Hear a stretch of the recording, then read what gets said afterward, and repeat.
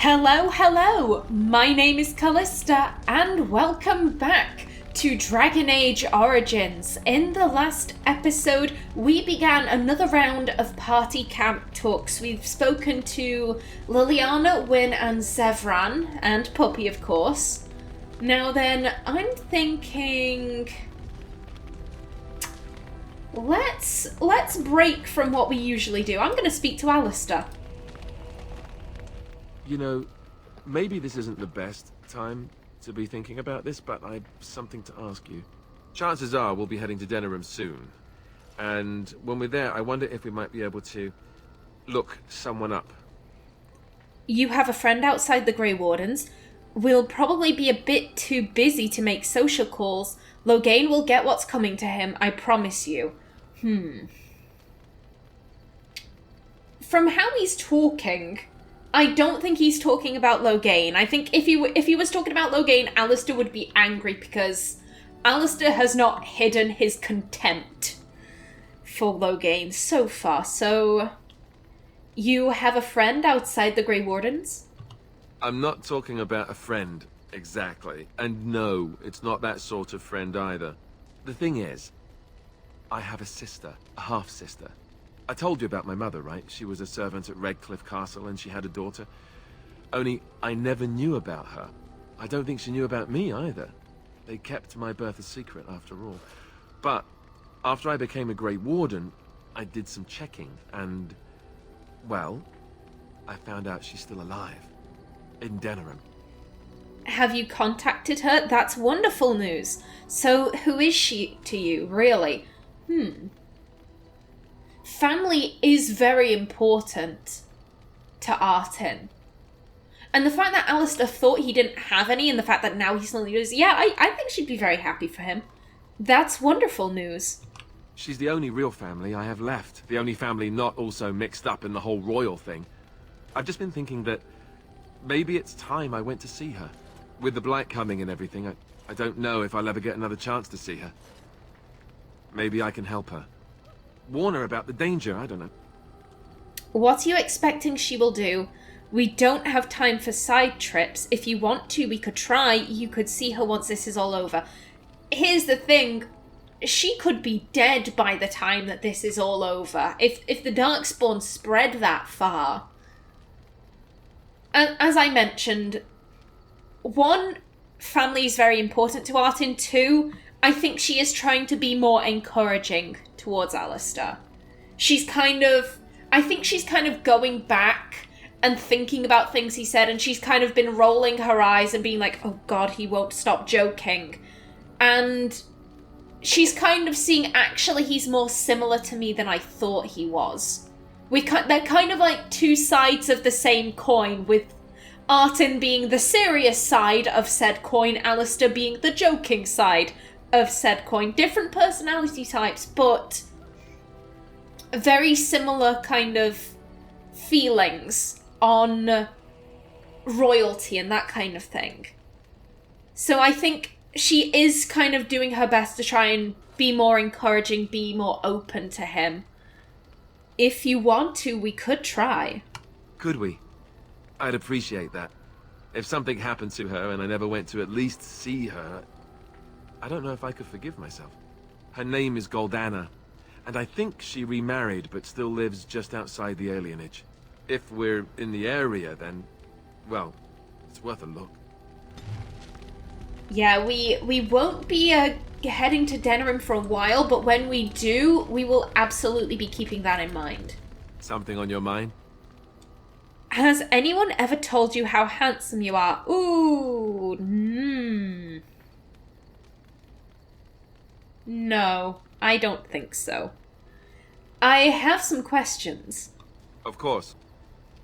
Can you teach others to be a Templar? Tell me about the Grey Wardens. Why have you remained a Templar if you hate the Chantry? Why did you keep your birthright secret? If you were raised in the Chantry, have you never... Okay, so we... It seems all of the flirting options are just like, right, Redcliffe is done, it's time to flirt. I have also been thinking, because I mentioned this in the last episode with Liliana, Artin kind of had to say, oh, you're a treasured friend, and I'm like, would she? Would she feel that way? From how much time I think has passed, I would say Artin has maybe been traveling with these people for maybe a month and a half, 2 months. That's how long I would guess it's been since Ostagar. And I think like with Alistair and Morrigan, because they've been with Artin the longest, she might be feeling, you know, the stirrings of friendship. With Liliana, it's a case of like, I like this girl, but I haven't known her long enough to be friends with her, which is why I was a little upset that my only options were either I like you, Liliana, in that way. Liliana, you're a hoe, or Liliana, you're my dearest friend. I'm like, I don't like any of these. Okay, what do we want to go with here? We have asked him about Templar training. We might as well see if he'd be willing to teach others. Can you teach others to be a Templar? Others, yes, but not yourself. I need someone who's trained first as a warrior. It's as much about discipline as anything. I guess if I'm going to give up Chantry secrets, I may as well go all the way. Send whoever you want trained to me in camp, and I'll see what I can do. Well, hey, thank you, Alistair. And I think I am going to speak to him again. Something on your mind? I have some questions. Of course. God, with the number one being, has anyone told you how handsome you are? I'm having to really make sure I'm clicking 2 and not 1.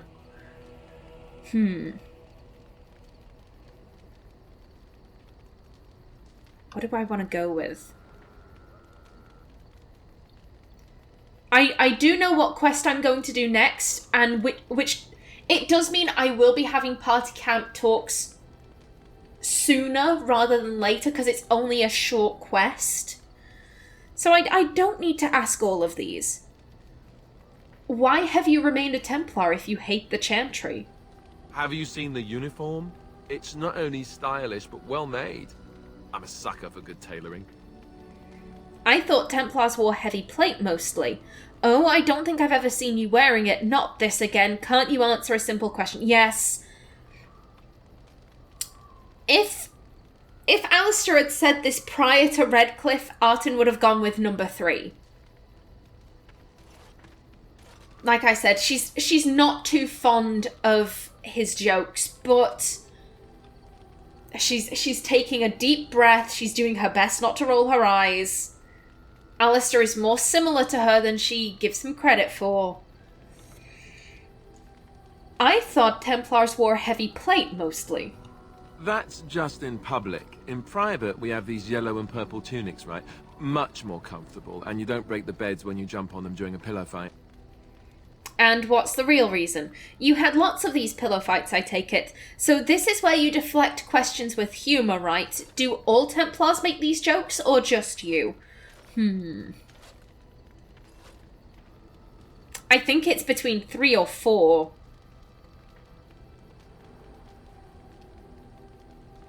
I'm not entirely sure.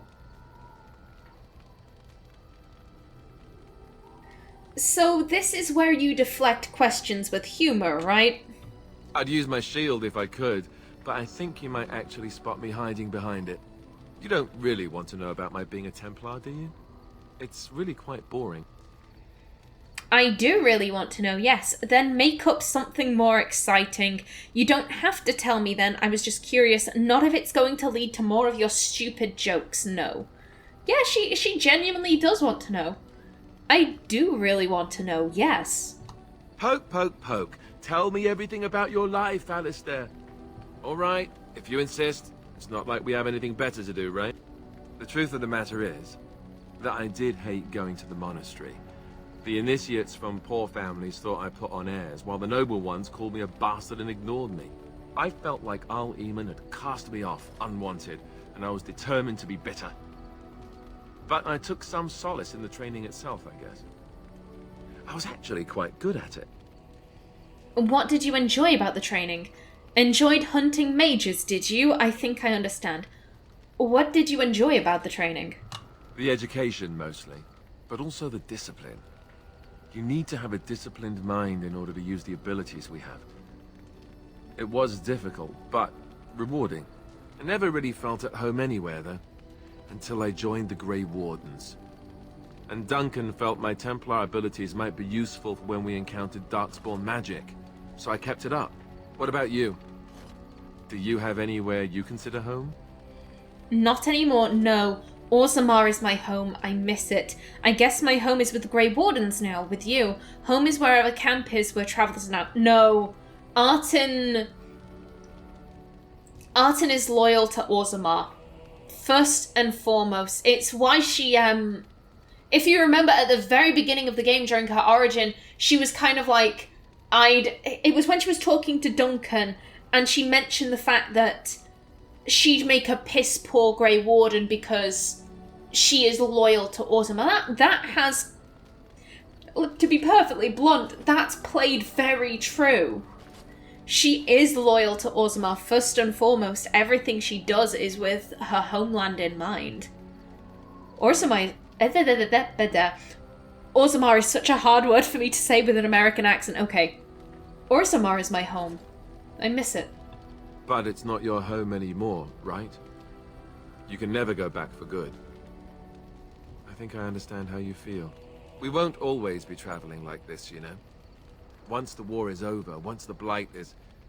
well, a time will come when we'll have to think about having a real home again. Though that seems like a far ways off. And I suppose the Grey Wardens are gone for good. Either way. That's assuming we even survive. No, that is way too negative. They can be rebuilt. You can always keep traveling. This is not the time to think about it. They can be rebuilt. I suppose you're right. We can create new Grey Wardens, but we'll never get back those we lost. I wonder if it would ever feel the same. Anyhow, now I've sidetracked us. We'd better get back to what we're supposed to be doing right now. Okay. I think Artin would be very intrigued by the fact that Alistair said that he did enjoy Templar training. You know, the education and the discipline. Because, again, Artin enjoyed... like, how I think Artin's kind of military training went down was that she... how do I put this? She was trained as a rogue, but I also think she was kind of... as I said, her father was training her up to be a commander. I imagine that would include some kind of warrior-esque stuff as well. Not to the point where she'd be able to use their abilities, but... like, you know, how to lead, military tactics and strategy, that kind of thing. And again, I think she enjoyed that. You know, that it was hard for her. She's not built to be a warrior. She's, you know, dexterous and live, that kind of thing. So again, that's another similarity, and she is kind of thinking we are more similar than I first gave you credit for. Now then, Sten, buddy. You are not quite as callow as I thought. That is unexpected. Thanks, I guess? Callow? You thought I was callow? What is that supposed to mean? I think we should thank him. Thanks, I guess? You're welcome. So, will you tell me now why you were caged? I caged myself. A weak mind is a deadly foe, as you are no doubt aware. Exactly what happened. I thought you killed some farmers. What do you mean by a weak mind? Are you saying you put yourself in that cage? I think he's being metaphorical. He's not talking about the literal cage outside of Lothering. He's talking about a mental cage. We did hear that he killed some farmers. I think we've heard all of this from other people, from the Revered Mother, from Liliana, but I don't think we've ever actually heard from Sten himself. Exactly what happened? I told you before that I was sent here. I was not sent alone. I came to your lands with 7 of the Beresad, my brothers, to seek answers about the Blight. We made our way across the Ferelden countryside without incident, seeing nothing of the threat we were sent to observe. Until the night we camped by Lake Calenhad. They came from everywhere. The earth beneath our feet, the air above us. Our own shadows harbored the darkspawn.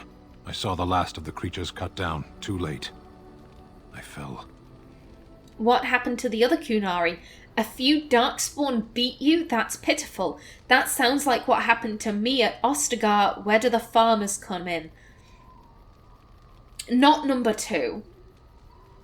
I think too many people who have been unawares on the road, you know, thinking, oh, this is perfectly safe, have been ambushed by the darkspawn. They're trixier than people give them credit for.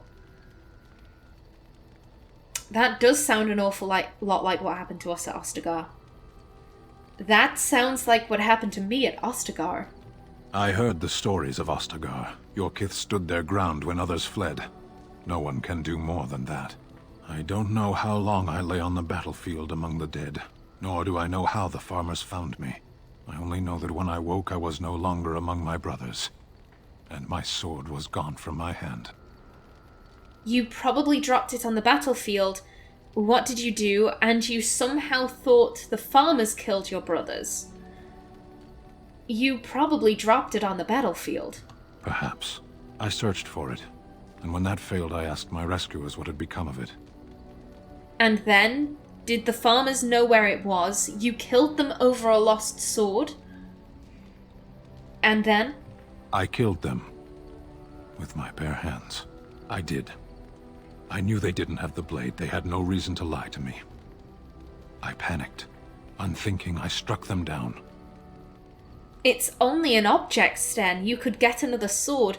That's terrible. You panicked over a lost blade. The fact that he's admitting that he panicked, I think, is very interesting.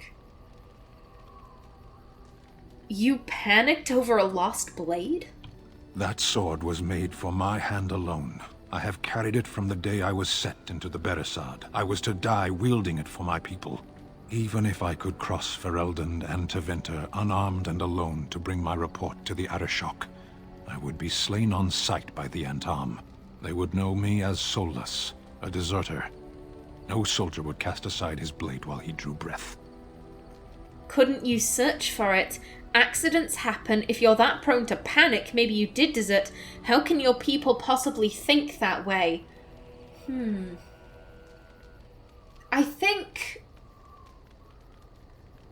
the Qunari and the dwarves are very similar in terms of, like, the Qunari don't choose their path in life, they're assigned it. Dwarves don't really choose their path in life. Everything is dictated by their caste.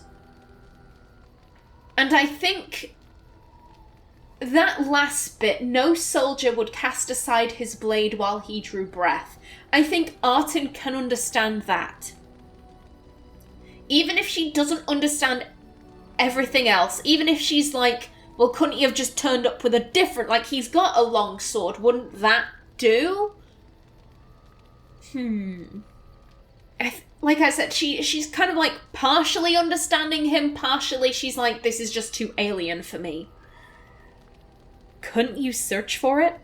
If I knew where to look, it would be in my hand now. Where did you fight the Darkspawn? So that's it, you aren't going to do anything about it. Well, there's nothing we can do. Where did you fight the Darkspawn? Near Lake Callanhad. Don't worry, we'll find it. There's nothing we can do. I wish there was a third option that just said, we'll try searching for it. Because I've mentioned this before, I don't think Artin likes to make promises that she can't keep. She doesn't know if she can find this sword. It is one sword in all of Ferelden. Who knows where it might be now? Especially if you've got people like Bodan just roaming the countryside, picking stuff up. At the same time, there is something we can do. We can at least try to find it. Ugh. I guess my only option is number 1. Don't worry, we'll find it. Perhaps those words are empty, but thank you all the same. Dude! Plus 16. Plus 70. Yeah, I think Sten is actually, The companion who likes me the most. You called. I have a question. I think you should leave. Let's go. I have a question. I am hardly surprised. Do you find Ferelden very strange? To put it lightly, no one has a place here. Your farmers wish to be merchants. The merchants dream of being nobles, and the nobles become warriors. No one is content to be who they are. Actually, never mind. Don't the Qunari ever want to change their lot in life? Is there anything you like about Ferelden? You sound a bit homesick. Here's the thing, though. Artin understands this sentiment completely. She comes from a society where everything is dictated by your caste. Still, I want to ask the question. And I think Artin does. She knows bits and pieces about the Qunari, given that Orzammar has an embassy in Tevinter. But I don't think she knows everything about the Qunari. Don't the Qunari ever want to change their lot in life? What does that accomplish? The farmer who buys a shop is never a merchant. He is always a farmer turned merchant. He carries his old life with him as a turtle carries its shell. He might be happier. Maybe he was meant to be a merchant, but that makes the turtle stronger. Where's the option for, I agree with you, everyone should stick to their caste?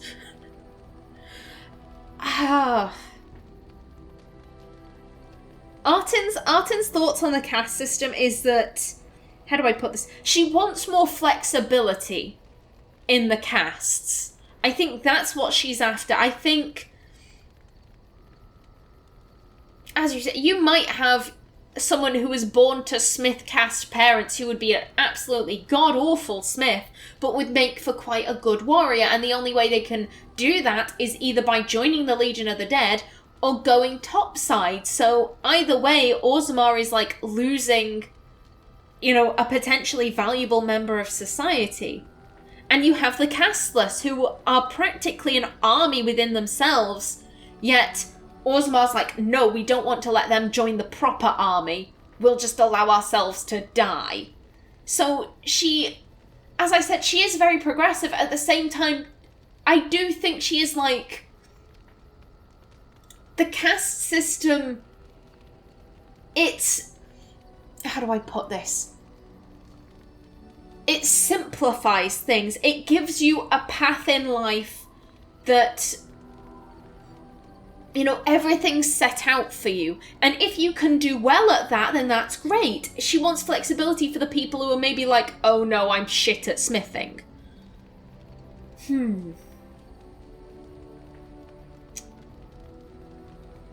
He might be happier. Maybe he was meant to be a merchant, but that makes the turtle stronger. I think we can argue philosophy, but that makes the turtle stronger. Does it? It's also his weakness. If he stumbles and falls over, it pins him on his back. It is better to armor yourself with no more than what you need. One life, one duty. You don't think happiness is important? Duty can be forgotten. I suppose that's true. Ooh. Not number 2. Duty, especially family duty, is very important to Artin. I think she was raised to have that, at the very front of her mind is House Idukan and Orzammar. Above everything else. I suppose that's true. You don't think happiness is important. You can find happiness in your duty.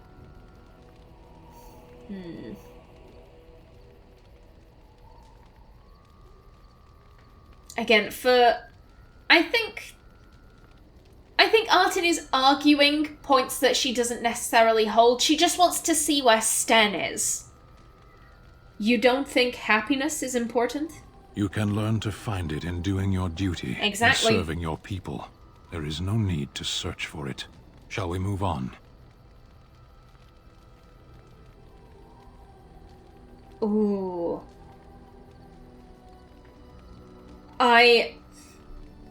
Here's the thing, I don't know that if I don't ask these questions right now, they'll be gone forever. And I haven't saved. I might as well ask them now. Is there anything you like about Ferelden? There is interesting food here. You have a thing. It doesn't have a word in the Qunari tongue. Little baked things like bread, but sweet and crumbly. Cookies? The only thing you like about Ferelden is sweets? I would never have thought you'd have a sweet tooth. Cookies? Yes, we have no such things in our lands. This should be remedied. Pasha would agree. Okay. You sound a bit homesick. Perhaps.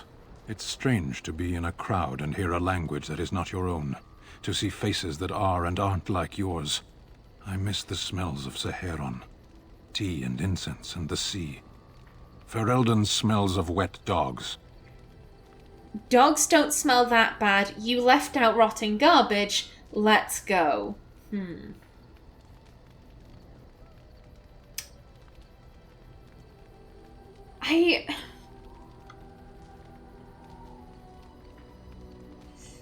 Given that, there weren't any Mabaris in Orzammar, dogs don't smell that bad. I don't think Artin is used to the smell of wet dogs, so she's probably like, yeah, I can agree with him there. Well, if Artin thinks that Ferelden smells like rotting garbage, I'll go with it. You left out rotting garbage. True. I was trying to forget that part. Shall we move on? Let's go. As you wish. Whoa, damn. Sten, what is... Plus 82. Jeez, I normally have a really hard time raising Sten's approval, so I'm a little bit surprised by this. Okay. You do you, buddy. And last but not least, Morrigan in the corner. I await your command. I'd like to ask you something. So life in the wilds must have been very lonely. I'd like to discuss something personal. Never mind. So life in the wilds must have been very lonely. At times, perhaps. A world full of people and buildings and things was all very foreign to me. If I wished companionship, I ran with the wolves and flew with the birds. If I spoke, 'twas to the trees. And did they speak back? And that seemed normal to you, but you eventually left. That sounds wonderful. Not number one. Morrigan has already stated that she can't talk to other animals when she's in animal form, and why on earth would the trees speak back? Talking trees, don't be ridiculous. I think she does kind of... I think Artin is becoming very, very fond of the local flora and fauna on the surface, just because there's so much of it, and that isn't really a thing in Orzammar. But I don't think she'd be so kind of like romantic to be like, oh, that sounds wonderful, running with the wolves. Again, who are we to judge what is and isn't normal? But you eventually left. Such simple pleasures will only enthrall for so long. I recall the first time I crept beyond the edge of the wilds. I did so in animal form, remaining in the shadows and watching these strange townsfolk from afar. I happened upon a noblewoman by her carriage, adorned in sparkling garments, the likes of which I had never before seen. I was dazzled. This, to me, seemed what true wealth and beauty must be. I snuck up behind her and stole a hand mirror from the carriage. 'Twas encrusted in gold and crystalline gemstones, and I hugged it to my chest with delight as I sped back to the wilds. So you were a thief. I can't imagine Flemeth was pleased. What happened then? Yeah, Flemeth doesn't strike me as the kind of woman who'd be overjoyed at that sort of behaviour. I can't imagine Flemeth was pleased. She was not. Flemeth was furious with me. I was a child and had not yet come into my full power, and I had risked discovery for the sake of a pretty bauble. To teach me a lesson, Flemeth took the mirror and smashed it upon the ground. I was heartbroken. But you were just a child. I have a hard time picturing you heartbroken. Flemeth was right, no doubt.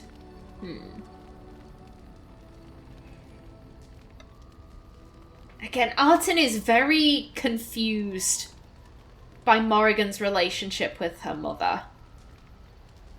And I mentioned this in Artin's backstory. I don't think her father was ever a disciplinarian with Artin. With Trian, yes, but Artin was like his favourite. So I think if he ever yelled at her, it would only be for like a few seconds. And then it's like, right, she's learned her lesson. So I don't think Artin can really imagine her father like smashing something of hers. But you are just a child. And a foolish one. Flemeth was right to break me of my fascination. Beauty and love are fleeting and have no meaning. Survival has meaning. Power has meaning. Without those lessons, I would not be here today, as difficult as they might have been. I feel sorry for you, but you don't need to live that way any longer. They made you stronger, didn't they? Those are harsh lessons to teach a child.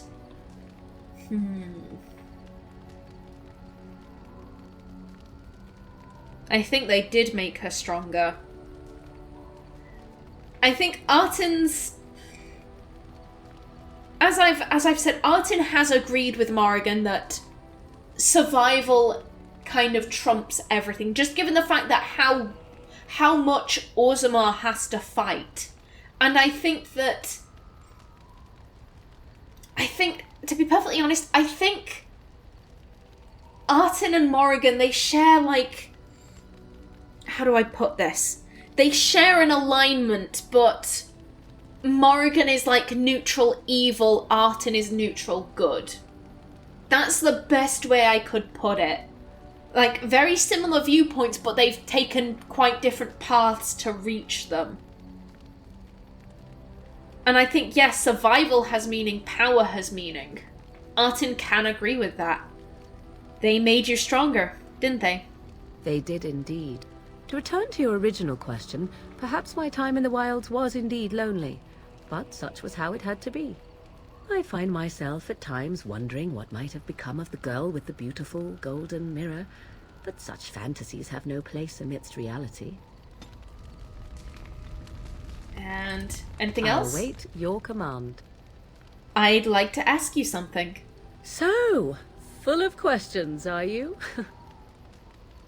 Can you teach others to become shape changers?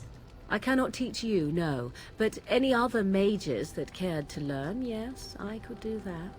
Send whoever you wish my way, and I shall teach them what I can in the camp, provided they possess the will to even make the attempt. Nice. And I think we might have run out of questions with Morrigan. I await your command. I'd like to ask you something. So, full of questions, are you? Never mind. Okie doke, yeah, we've run out of questions. And we've spoken to everyone else, which means we are good to start our next quest, but you are going to have to find out what that is in the next episode. So until then, please remember to like if you enjoyed, leave a comment below, and if you wanted to subscribe, it would be very much appreciated. I've been Callista. Thanks for watching, and see you in the next episode.